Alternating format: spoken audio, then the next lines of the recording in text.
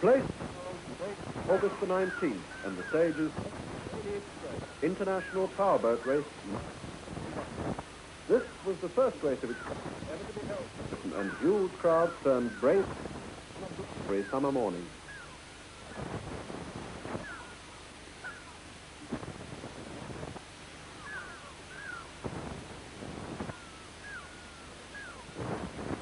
The Solent wearing a grey, angry look by the wind, this was going to be a tough test. Top favourite in Glass Moffy. He's had this reputation. She was in the grueling Hammy-Nassau race.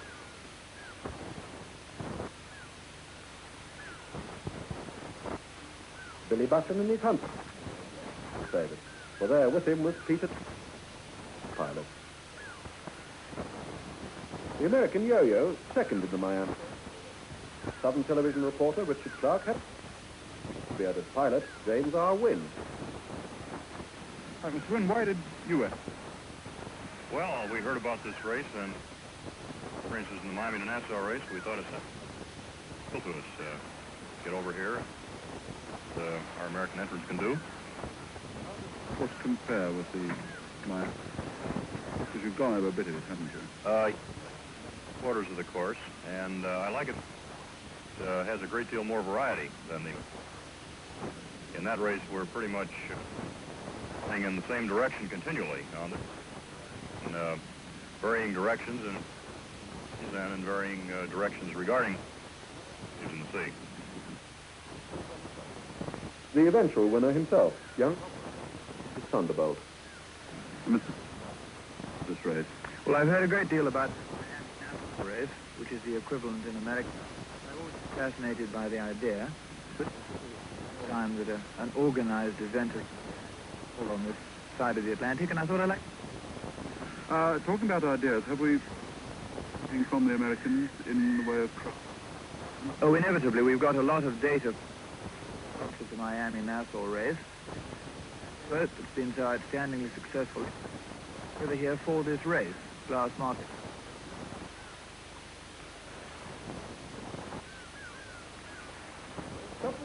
Built by Bruce Campbell. Bruce, too, was in famous Christina launches, new built at it. Tell me, why are you going in? It's a very good test for boats. It's the first time of this sort where we can all try the boats. This, in fact, is what the race is about. I think it's been organised with that in view. If the weather is foul, what sort of... is best? Well, the best sea boat, obviously. I mean, everyone's going to be reduced then to... by the best sea... What do you mean? The boat best capable of riding. I'm talking about a forecast. And how do you rate your own chances? For an optimist, I'm fairly optimistic about it. Twin Crusader engines and Campbell craft, and before the coaxed and tuned with depth.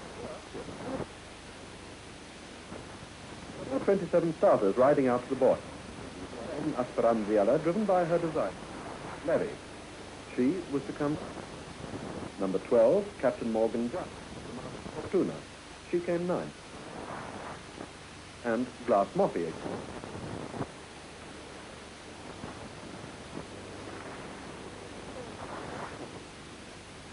Number the casualties. So too, neither was to finish the course.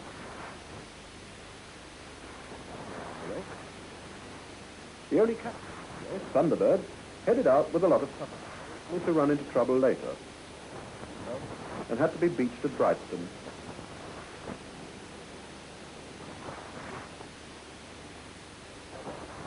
And again, he was in for bad. He tangled with some floating flotsam, very forlornly, on the beach at Hale.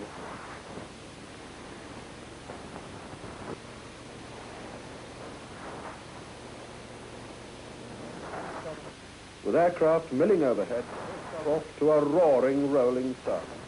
The 27 bumped and bucketed wide open, a heart still as hopeful as ever. Hurry West is underway. Hurry West. Given to the race by the Navy and Air Force rescue station.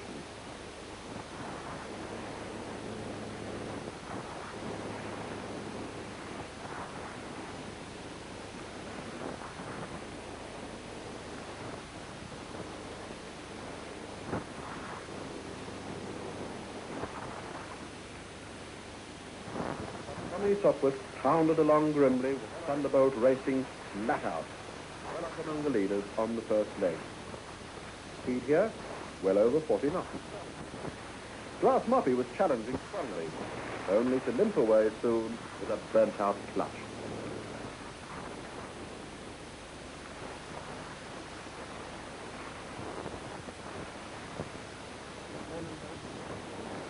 The battle, men and boats against the sea, went on, with conditions getting worse and worse and worse. The test became even more fierce.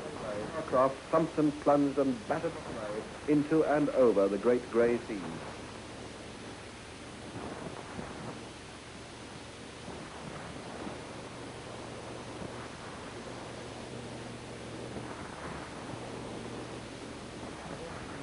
The Southern Television News launch stood off the Needles to get these fantastic shots of little yo-yos ploughing and planing in a cascade of flying spray.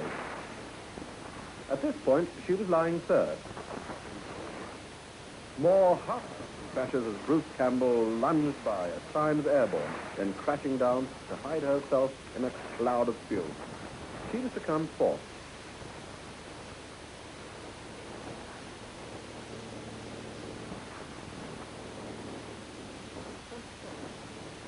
Of the original 27 who'd started out so bravely from Cowes, only 14 got to the finishing point. And of these, only 9 made it at the required time.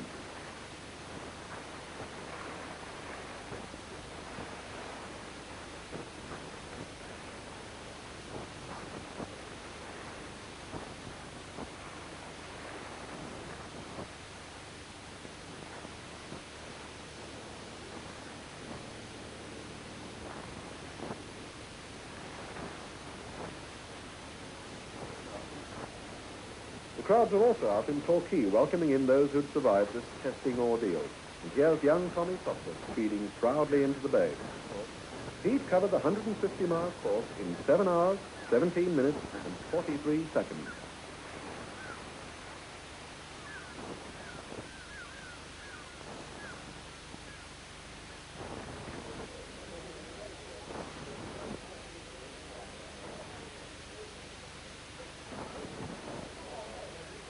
Later it was trophy time, with the audience waiting to applaud the men who'd crammed years of experience into a short, thrill-packed day.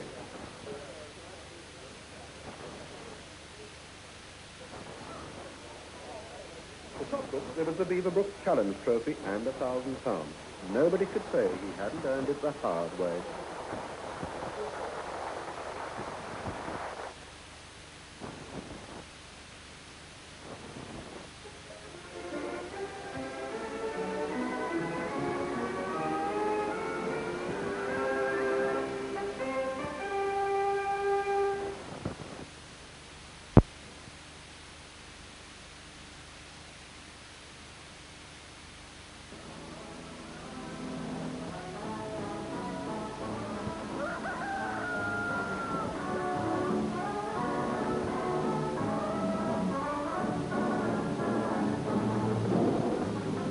Down to the sea in ships, small in size but big in power, went 27 competitors here in a rolling start in the Offshore Powerboat race sponsored by the Daily Express.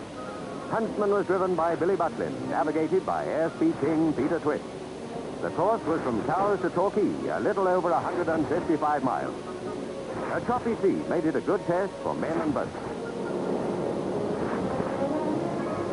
Huntsman went great guns for several miles.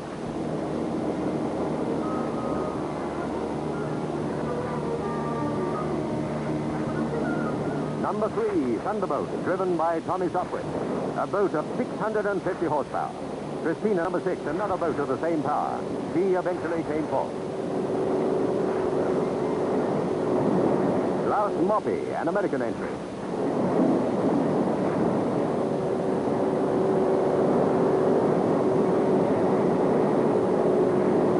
Billy Butlin's Huntsman developed a leak and was out of it.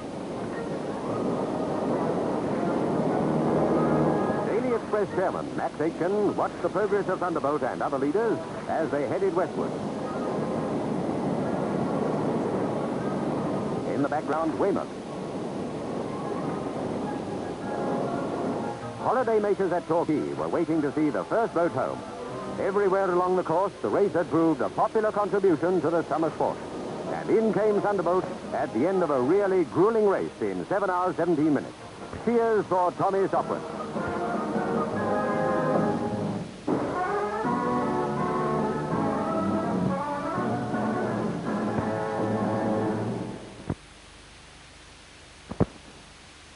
And their crews faced a real test in the offshore race from Cowes. Over 150 miles to go. Some took a longer route to avoid bad weather. 22 is the 33-footer Canita, getting a bit wet. 4 is Coralie, another British entry going strong. It wasn't long before all competitors were getting a real buffeting. For part of the race, there was a force 5 wind. This is officially called moderate, but try it in a powerboat between Cowes and Torquay. Torquay at last, and dead slow didn't fly to Thunderbolt, who lived up to her name as she crossed the finishing line. Her owner, Mr. Sopwith, had averaged 22 knots in winning the race. Second home was Yo-Yo, owned and run by Mr. Wynn, USA. A very sporting race that may become an annual event. Congratulations to the winner.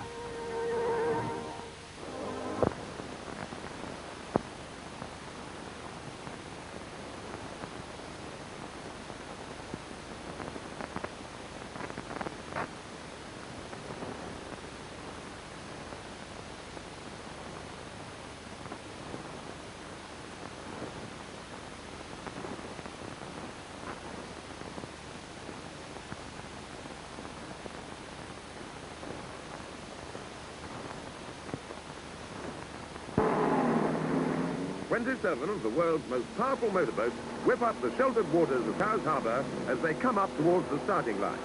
And with the wind building up steadily, they face a terrific buffeting over 156 miles of open sea. And they're away. The race is on. Most of these streamlined boats have a top speed of 50 miles an hour. But out in more open waters, seamanship could be the deciding factor.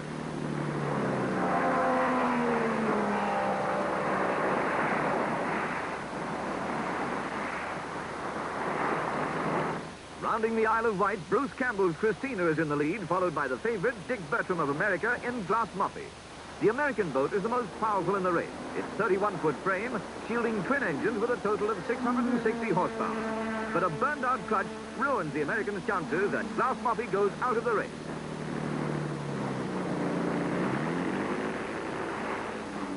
Off Sandown now, and number 3, Tommy Sopwith, Thunderbolt, is in front, trailed by the Italian entry, Esperanziella, number 16. For the next 30 miles, Thunderbolt stays in the lead for Britain, but the Italian craft is not far behind.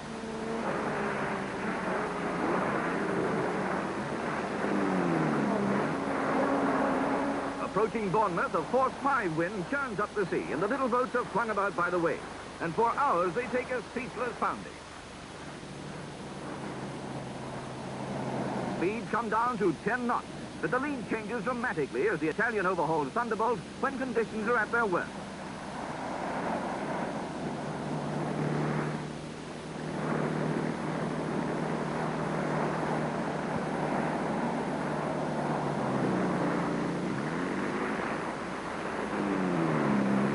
By Weymouth, the seas have subsided, and Esperanziella is still ahead. But the Italian craft is in trouble. The storm has taken its toll. And with 2/3 of the distance covered, she gives up the lead again to Thunderbolt.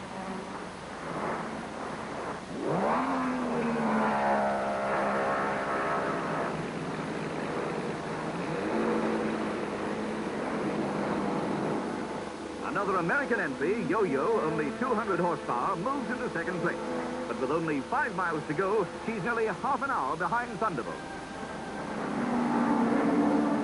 And Tommy Sopwith in Thunderbolt wins Europe's first ever offshore powerboat race.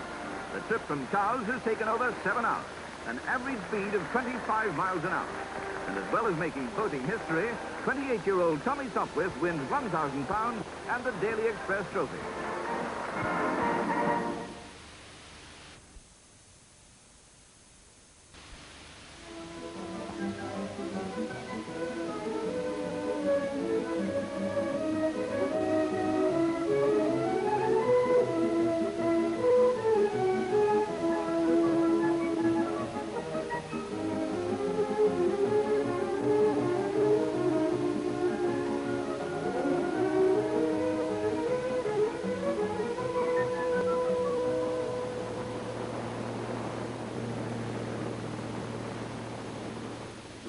Long before the 62 race, they all knew it was going to be that much tougher than the 1961 backbreaker. So among the 48 entries from 6 different countries who had turned the Daily Express International Offshore Powerboat Race into the biggest thing of its kind in the world, there wasn't a playboy in sight. All the preparations this year were more high-keyed, more thorough. From mid-August, the Solent was never still. Over the measured miles to check the engine's thirst at maximum performance, handling files at speed to test maneuverability. A clumsy craft a menace from the close quarters of the early stages.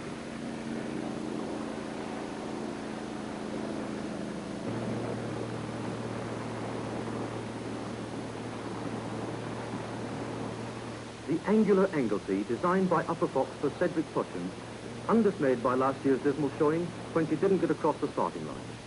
But the omens couldn't have been brighter for Thunderbolt 1 and the attractive Pamela Campbell. For this was the craft that gave Tommy Sopwith the Beaverbrook Trophy in '61. Pam and her co-driver, Letty Curtis, were hoping for a repeat performance with the ladies' prize as a bonus.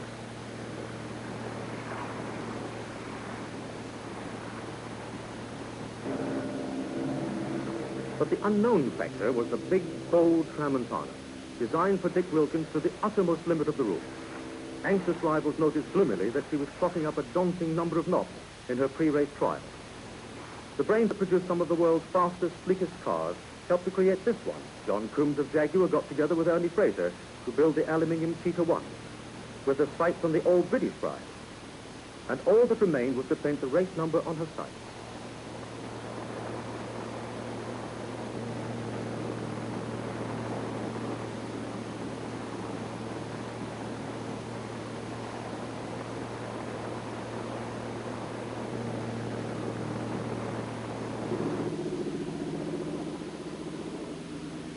Another of last year's unlucky ones, the Italian Esperanziella. With Sonny Levy driving, she was actually leading at the halfway mark when fate caught up with her. And now the potent American Blue Moppy. At the wheel, Sam Griffiths, the world's most experienced race driver. There were 5 Italian entries altogether, and this is the sausage at Novello, the 7th race. Colin Moody designed smoked salmon for Sir Robert Hubbard, and Colin was to drive it with his wife Rosemary as crew. Sadly, though, care and forethought aren't enough by themselves to make sure of the trophy. There are just too many imponderables to reckon with. But the time for preparation was over. The boats were beginning to assemble in the Trops and the Medina River for the start of the scrutineers. The 5 teams of scrutineers aren't interested in compromise. The standards are deliberately high, and any boat that doesn't measure up in every little detail doesn't pass. Each of the teams, by the way, inspects each of the boats. But things look grim for Thunderbolt 2, still in the slipway at Hamble.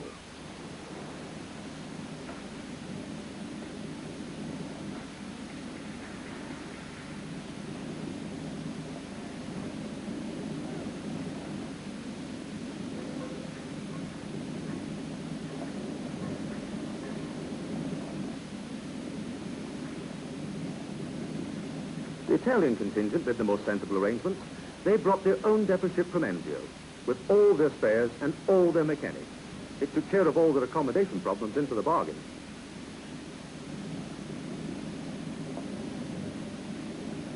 The big check-up continues, with a team of unofficial scrutineers lending a hand. They wanted a second look at the 2 American boats.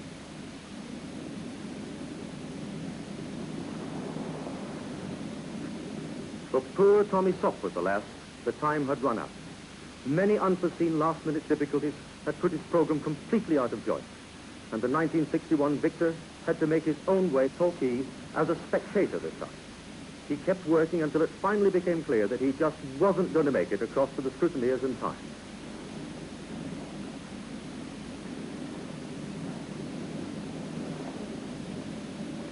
No such problems for Ultima Dea, however.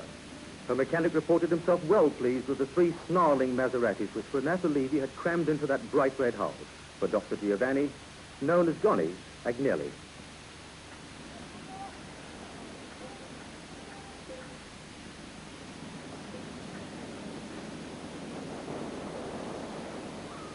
No trouble in sight either for the most potent of them all, Tramontana, with 2 immense 1,100 horsepower CRM V16s, tended with all the loving care of an old family retainer by Bill Lovegrove, our engineer. This is kid stuff for Bill, of course. He won his medal for conspicuous gallantry in MTV at Saint-Nazaire.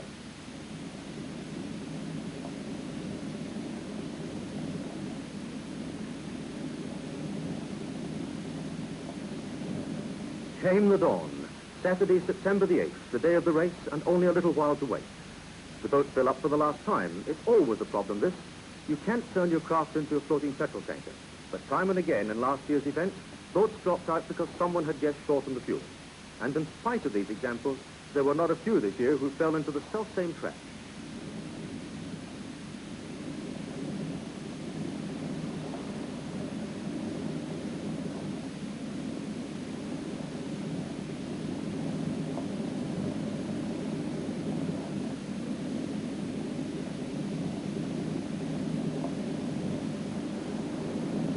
Glass Moffat, and at the wheel, the man whose inspiration this race was, Max Aitken. What did he have in mind?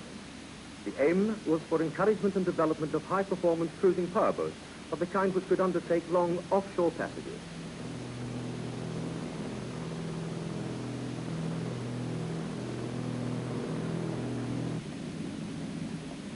Only a few minutes now before the starting gun, and the huge crowds spill out over the esplanade and green. Not even in Cowes Week, with the added attraction of Prince Philip getting a ducking, were there so many people packed along the front.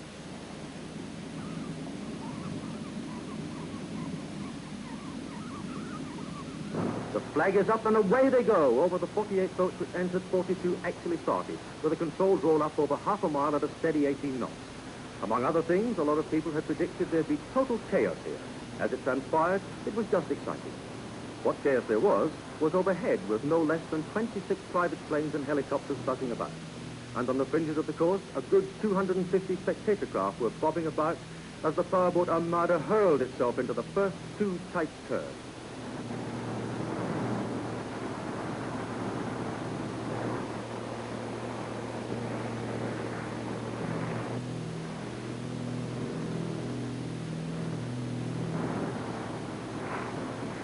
Dr. Savundra's big and very fast Jackie S set a hot pace. He chased, caught, and passed Sir Robert Hubbard in